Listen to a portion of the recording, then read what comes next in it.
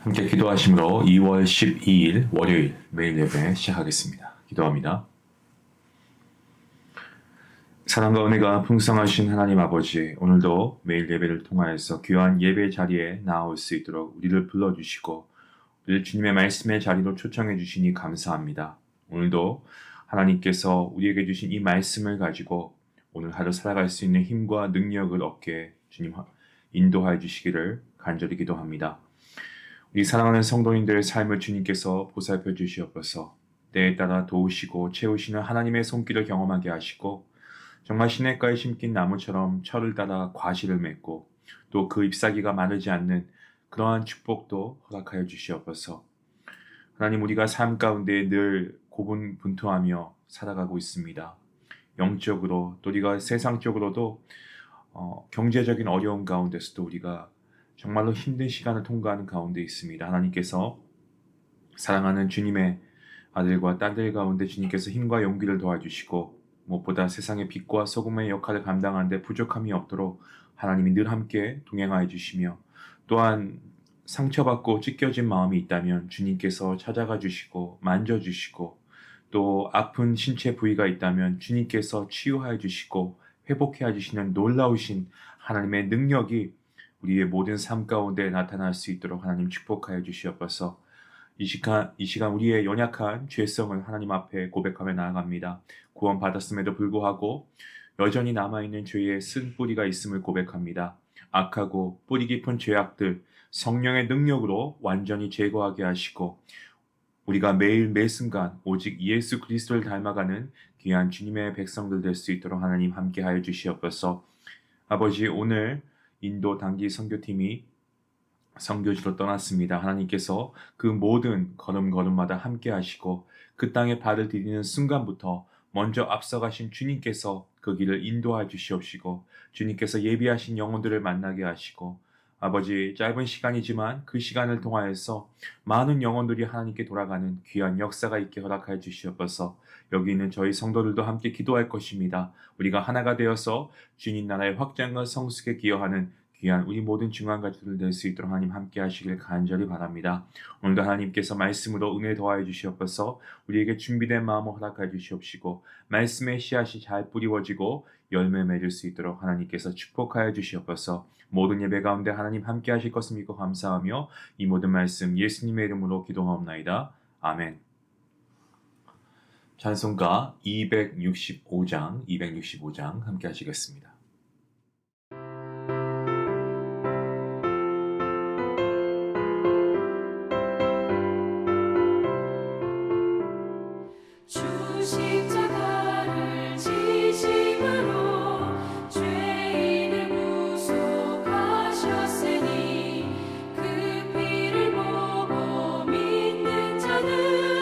주님의 진노 면하겠네.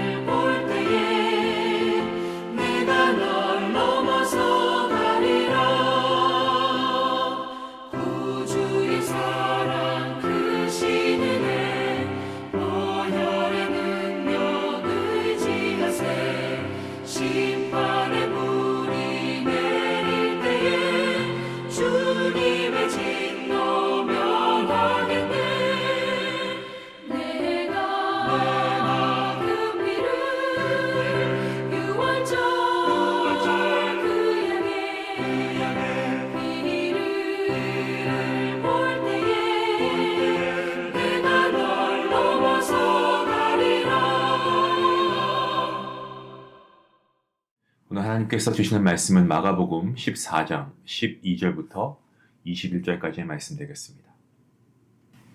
함께 말씀을 한 목소리로 읽도록 하겠습니다. 12절 말씀부터 함께 봅니다.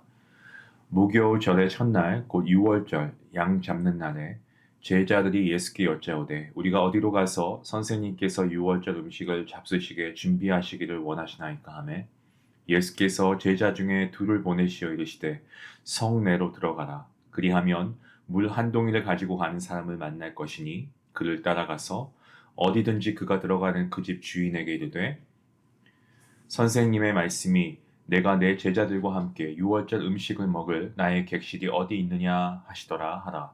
그리하면 자리를 펴고 준비한 큰 다락방을 보이리니 거기서 우리를 위하여 준비하라 하시니 제자들이 나가 성내로 들어가서 예수께서 하시던 말씀대로 만나 6월절 음식을 준비하니라.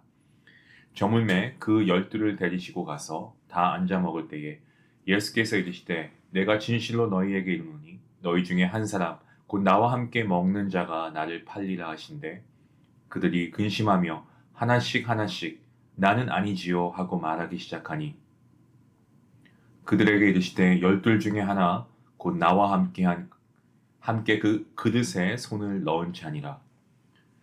인자는 자기에 대하여 기록된 대로 가거니와 인자를 파는 그 사람에게는 화가 있으리로다. 그 사람은 차라리 나지 아니하였더라면 자기에게 좋을 뻔하였느니라 하시니라. 아멘. 오늘 저희가 읽은 이 본문 말씀은 두 개의 이야기가 나오고 있습니다. 먼저 12절부터 16절까지의 말씀은 우리 예수님께서 6월절 준비를 하고 계시는 모습으로 시작하고 있습니다. 이때는 유대인들에게 있어서 6월절 양을 잡는 날이었습니다. 유대인들은 양 잡는 날 식사를 반드시 했는데 예수님의 일행은 갈릴리에서 왔죠. 그래서 예루살렘의 6월절 만찬을 할 장소가 없었습니다. 이때 제자들이 예수님께 질문합니다. 6월절 양을 어디서 준비하면 좋겠습니까, 주님? 우리가 어디서 식사를 해야 합니까? 라고 예수님께 질문하죠. 사실 6월절 양이 예수님 자신이십니다. 사실은 6월절에 양을 잡아서 죽이는 것처럼 예수님이 6월절 어린 양으로 잡힘을 당하시고 죽임을 당함으로써 모든 인류의 죄 문제를 해결해 주시는 겁니다. 그런데 그때 주님께서는 그 양이 바로 나다라고 하지 않으시고 마지막 식사를 그들과 함께 하기를 원하십니다. 그래서 이 제자들을 보내시면서 조금은 특이한 그런 지시를 하고 계십니다. 그 말씀의 내용이 본문 13절부터 15절까지 말씀에 기록되어 있습니다. 내용은 이렇습니다. 제자 중 2명을 주님께서 보내십니다. 예수님은 굉장히 자세히 말씀해 주십니다. 한 남자가 물 한 동이를 들고 간다는 거죠. 제자들이 가보니까 실제로 그런 사람을 발견합니다. 예수님께서는 모든 것을 다 알고 계셨습니다. 그런데 두 제자가 예루살렘 성으로 들어가서 이 물 한 동이를 들고 가는 남자를 만날 확률이 여러분 얼마나 되겠습니까? 이건 확률적으로 봐도 거의 불가능한 일입니다. 그런데 주님께서는 정확하게 다 알고 계십니다.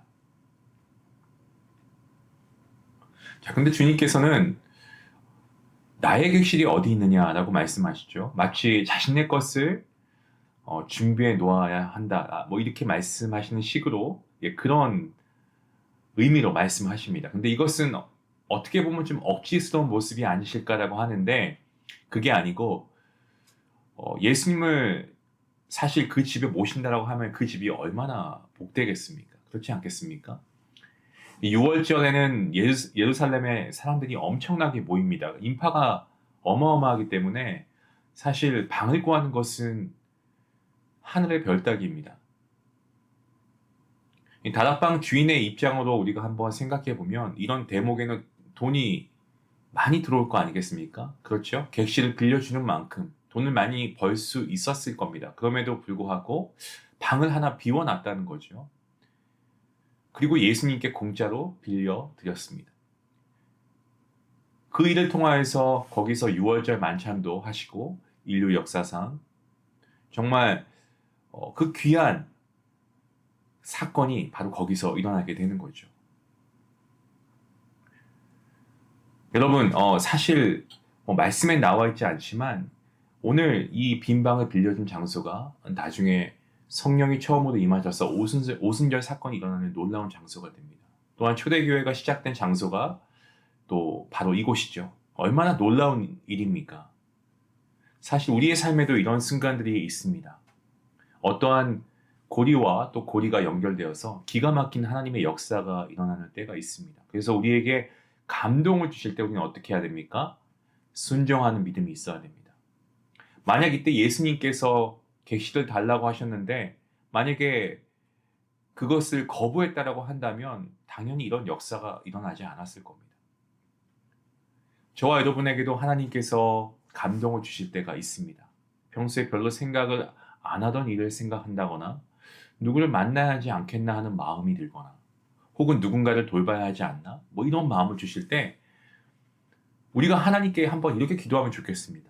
이게 정말 주님께서 원하시는 겁니까? 라는 그러한 기도 말이죠. 언제든지 주님께서 나를 사용하시고자 할 때 내가 준비가 되어 있는가를 우리 스스로 한번 돌아보면 좋겠습니다.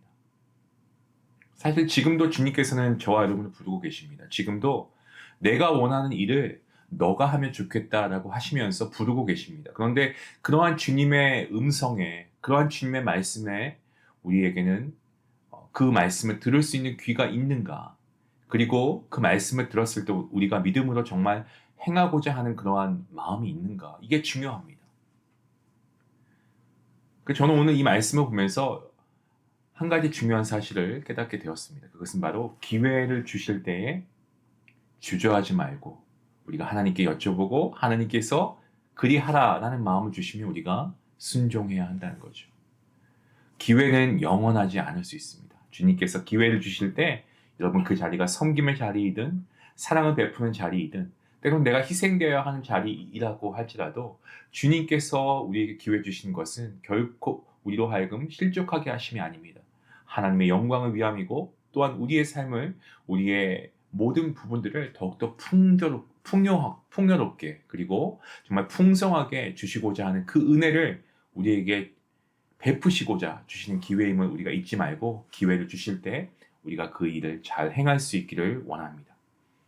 자, 이제 두 번째 내용을 보시면 주님께서는 자신을 팔 자에 대해서 말씀하고 계십니다. 누가 자신을 팔 것이다 라고 말씀하고 계시죠. 그 본문이 오늘 17절 말씀부터 21절까지의 말씀의 내용입니다. 지금 사실 분위기가 굉장히 좋지 않습니까? 그런데 이런 좋은 분위기 가운데 갑자기 예수님께서 뭔가 좀 찬물을 끼얹는 듯한 그런 말씀하십니다. 너희 중에 한 명이 나를 팔게 될 것이다. 정말 무슨 청천벽력 같은 그런 말씀 아닐까요? 나중에 제자들이 하나님의 아들이신데 주님께서 하나님의 아들이신데 어떻게 그런 일을 모르셨을까라고 하지 않게 하시기 위해서 미리 알려주고 계시는 겁니다. 주님께서는 다 알고 계셨지만 정죄하지 않으시고 회개할 기회를 주셨다는 것을 깨닫게 하고 계시는 거죠.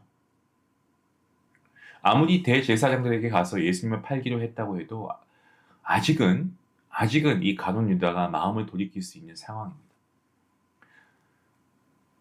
사실 이미 대제사장들이 가서 이야기를 끝낸 상태입니다. 그러고는 유월절 만찬을 지금 하고 있는데 주님께서 너희 중에 한 사람이 나를 팔 것이다 라고 말씀하고 계십니다. 유다에게 기회를 주고 계시는 거죠. 그대로 그냥 직접적으로 유다에게 이렇게 말씀하실 수도 있지 않을까요? 유다야, 너는 왜 나를 팔려고 하느냐? 라고. 제자들에게 드러내시면서 혼내라고 하실 수도 있었을 겁니다. 하지만 그렇게 하지 않으시고 주님께서는 지금 유다에게 회개의 기회를 주고 계십니다. 그런데 이때 정말 놀라운 것은 바로 예수님의 제자들의 반응이죠. 본문 19절 말씀을 보시면 모든 제자가 뭐라고 합니까? 그들이 근심하며 하나씩 나는 아니지요 하고 말하기 시작하니. 그러니까 누가 나를 팔 것이다 라고 주님 말씀하시니까 제자들이 하나씩 뭐라고 얘기합니까? 주님, 저는 아니죠 라고 묻고 있는 겁니다. 무슨 말입니까? 그들 모두 자신이 없다는 거예요. 가룟 유다뿐만이 아니고 나머지 11명에게도 그와 비슷한 마음이 있었다는 것을 암시하고 있습니다. 그들은 어떻습니까? 지금까지 예수님이 왕이 되시면 누가 이인자가 될 것인지를 가지고 싸웠습니다. 그런데 혹시라도 예수님이 그렇지 않으시면은 그야말로 빨리 차를 갈아타야 합니다. 물론 유다처럼 행동하지는 않는다고 해도 이 제자들도 다 그런 생각을 한두 번은 했었다는 겁니다. 그런데 예수님이 그 말씀을 하시니까 그들 마음속에 뜨끔함이 있는 거죠. 그래서 전혀 아니죠? 라고 주님께 물어보고 있습니다. 예수님의 입장에서는 이러한 제자들의 모습을 보셨을 때 얼마나 안타깝고 마음이 아프셨을까요? 부척이나 슬퍼하시지 않았을까 생각합니다. 그래도 안타깝게 여기면서 더 사랑하신 주님의 모습을 우리가 보게 됩니다. 12 제자들과 예수님이 함께 했으니까 뭐 그릇이 여러 개가 있었을 겁니다. 그런데 이 가룟 유다만 아니고 제자들도 다 같이 식사를 하고 있습니다. 그래서 12 중에 하나 곧 나와 함께 그릇에 손을 넣는 자니라 라고 20절에서 말씀하고 있는데 제자들 모두 그릇에 손을 넣었습니다. 그러다 보니까 더더욱 뜨끔한 거죠. 모두가 다 그런 겁니다. 특히 유다는 예수님과 함께 여러 번 그릇에 손을 넣고 먹었는데 예수님께서 이 그릇에 손을 넣는 자가 자신을 판다고 하셨습니다. 유다는 그 스스로가 이미 알고 있습니다. 자기가 일을 다 꾸몄으니까요.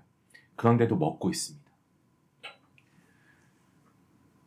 이게 그냥 자포자기하는 상태였는지 아니면 예수님을 어떤 무시하는 행위인지 성경에 기록되어 있지 않기 때문에 정확히 알 수는 없지만 분명한 것은 유다가 회개할 마음이 없었다는 겁니다.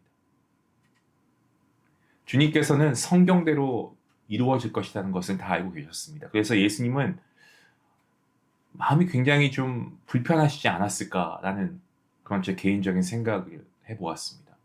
그냥 모르면 그냥 짐작할 뿐이지만 어떠한 일이 일어날 것인지 뻔히 알고 있으면 사실 그 사람을 바라보는 눈빛이 정상적일 수는 없지 않을까요?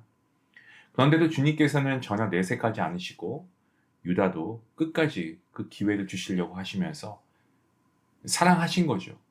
하지만 유다는 끝까지 어떻습니까? 성경 어디를 봐도 회개한 모습은 나와 있지 않습니다. 그는 회개하지 않습니다. 많은 사람들이 주님께서 유다에게 그 사람은 차라리 나지 아니었으면 자기에게 좋을 뻔하였다라고 하신 그 말씀을 보면서 하나님께서 다 계획을 짜시고 조작하신 게 아니냐라고 말을 하시는 분들이 계시는데 뭐 이런 거죠. 다 알고 계셨는데 유다를 태어나지 않게 하셨으면 되지 않냐. 뭐 그렇게 말씀하시는 겁니다. 그분들이. 근데 우리가 하나님의 신비를요. 100% 우리의 지식으로 이성으로 다 이해할 수가 없습니다. 하지만 분명한 것은 하나님께서 조작을 해서 유다로 하여금 이때 예수님을 팔도록 뒤에서 사주하신 게 아니라는 겁니다. 우리가 지난 수요 말씀 예배 때 우리가 담임 목사님을 통하여서 우리 지금 소요리 문답을 하고 있지 않습니까? 근데 하나님께서는요, 악을 통해서도 하나님의 역사는 일어나신다. 하나님께서 그 계획을 이루어 가신다라는 말씀을 하신 적이 있습니다. 그렇습니다. 인간의 악을 통해서도 하나님의 역사는 일어납니다. 놀랍게도 인간이 악을 행하든지 선을 행하든지 그것은 인간의 자유의지에 의한 선택일 뿐이라는 겁니다. 분명히 내가 선택을 한 것인데 나중에 보면 하나님의 뜻이 이루어져 있습니다. 내가 좋은 선택을 하든 아니면 악한 선택을 하든 나중에 보니까 하나님의 선하신 뜻이 이루어지는 겁니다.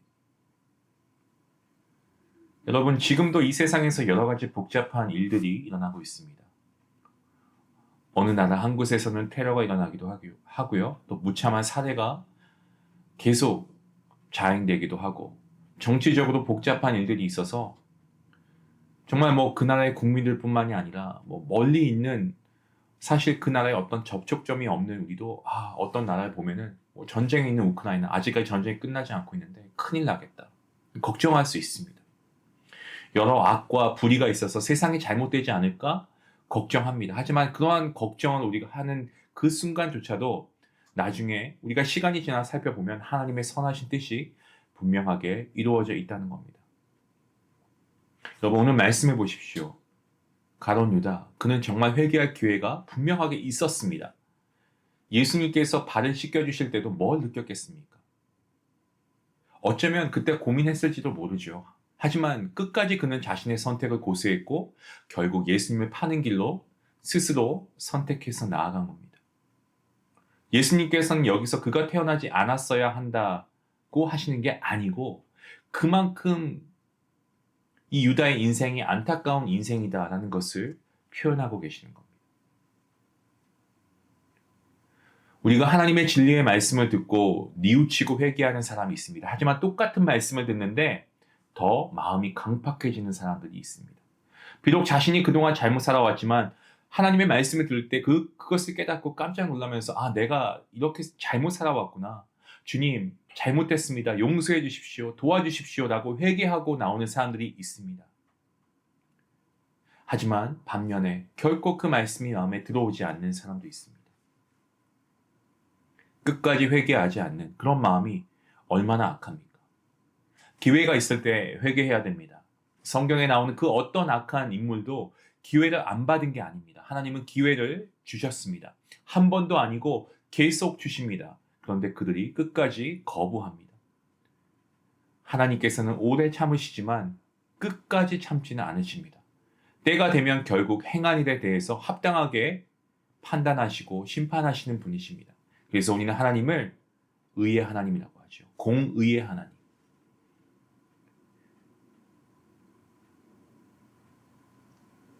우리가 지금 죄를 짓고 하나님의 뜻대로 살지 않아도 평안한다면 그것은 죄를 지어도 괜찮다라는 사인이 결코 아닙니다. 나는 죄를 지어도 하나님이 아무런 벌도 안 주시는 것 같아요. 여러분, 그게 죄를 지어도 괜찮다는 사인이 결코 아니라는 겁니다. 하나님께서 지금도 기다려주고 계신 겁니다. 돌아오라고 기다려주고 계신 겁니다. 암묵적으로 주님께서는 지금 여러분이 돌아올 것을 기다리고 계십니다. 그러면 어떻게 해야 되겠습니까? 죄를 지으면서 아무런 죄에 대한 결과가 없는 것 같으니까 죄 지어도 괜찮은가 보다 그렇게 생각할 것이 아니고 오늘 이 말씀을 들었으니 우리가 더더욱 빨리 그 즉시 돌아와야 됩니다. 주님께 돌아와야 됩니다. 회개해야 합니다. 사랑하는 성도 여러분, 시간을 끌면 그리고 계속 미루면 언젠가 정말 기회가 아예 우리에게 주어지지 않을지도 모릅니다. 기회가 있을 때 하나님께 빨리 돌아와야만 합니다. 오늘 우리의 죄를 하나님께 낱낱이 구하는 회개의 기도, 오늘 우리에게 필요한 기도가 아닐까요? 오늘 이 말씀, 우리에게 주시는 이 메시지, 오늘 우리가 많은 기도의 내용들 중에 얼마만큼 회개의 기도를 하며 살아가고 있는지 우리로 하여금 다시금 점검하게 하는 말씀입니다. 바라기는 오늘 우리가 죄를 짓지 않고 있는 자는 아무도 없죠. 우리가 죄에서 빨리 돌이켜서 회개하며 하나님께 나아갈 수 있기 원합니다. 오늘도 우리를 기다리시고 주님께 돌아오시길 기다리시는 그 아버지의 품 안에 오늘도 우리가 회개함으로 나아갈 수 있는 귀한 성도님들 될 수 있기를 주님의 이름으로 간절히 축원합니다. 기도하시겠습니다. 하나님 감사합니다. 오늘도 말씀을 통한 은혜를 우리에게 충만케 허락하시니 감사합니다. 하나님, 우리가 삶을 살아가다 보면 때로는 우리가 계획하지 않은 것 같은 일임에도 불구하고 하나님께서 그 일들을 통하여서 선하게 하나님의 계획을 이루어 가심을 보게 됩니다. 하나님, 우리도 정말 우리가 때때로 하나님께서 우리에게 주신 그 기회가 있을 때 우리가 그 기회가 다음에 하면 되지, 다음에도 또 이런 기회가 주어지면 그때 가서 생각해 보면 돼 라고 하는 경우가 얼마나 많은지 모릅니다. 미루고 또 미루는 우리의 삶 가운데 우리의 죄의 회개도 아버지 우리가 미루어 가고 있는 모습은 없습니까? 주님, 이 시간 우리가 철저히 말씀 앞에 우리가 다시 한번 꿇어 엎드리고 오늘 우리에게 주신 이 말씀임을 믿고 나 스스로가 먼저 주님께 겸비하여서 나에게 온전치 못한 모습을 하나님께 내어놓고 철저하게 우리가 눈물로 회개하며 나아갈 수 있는 우리의 모습이 될 수 있도록 인도하여 주시옵소서. 그리고 우리의 마음 가운데 주님께서 어떠한 말씀을 주시고 우리가 어떠한 일들을 해야 할 그런 마음을 주신다면 그것이 주님께서 우리에게 주신 마음이라고 한다면 주님, 제가 그렇게 하겠습니다 라고 할 수 있는 귀한 순종의 믿음도 더하여 주시옵소서. 순종하는 것이 예배보다 낫다라고 말씀하신 주님, 그만큼 우리가 주님의 말씀에 더 순종하며 살아갈 수 있도록 도와주시고 다시 한번 기도합니다. 하나님, 우리가 우리의 죄를 결코 가벼이 여기지 않고 하나님께 즉각 돌아와서 회개할 수 있는 정말 회개의 삶을 살아갈 수 있는 우리 모두가 될 수 있도록 하나님 함께해 주시옵소서. 감사하며 예수님의 이름으로 기도합니다. 아멘. 오늘 여러분에게 주시는 하나님의 음성은 무엇입니까? 오늘 여러분에게 주시는 하나님의 기회가 무엇입니까?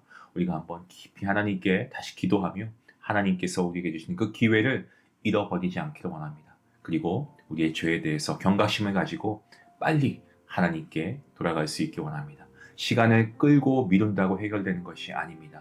하나님께 나와서 회개해야만 우리의 죄 문제가 해결되는 줄로 믿습니다. 오늘 우리가 이러한 기도의 제목을 하나님께 올려드릴 수 있기 원합니다. 그리고 오늘부터 인도 단기 선교팀이 이제 일정을 소화하기 위해서 인도 단기 선교팀이 이제 오늘 비행기에 올라탔습니다. 출국하셨는데 모든 팀원들 9분들 모든 분들 한 분 한 분 가운데 성령 하나님의 인도하심이 있기를 함께 기도해 주시길 바랍니다. 같이 함께 기도하시겠습니다.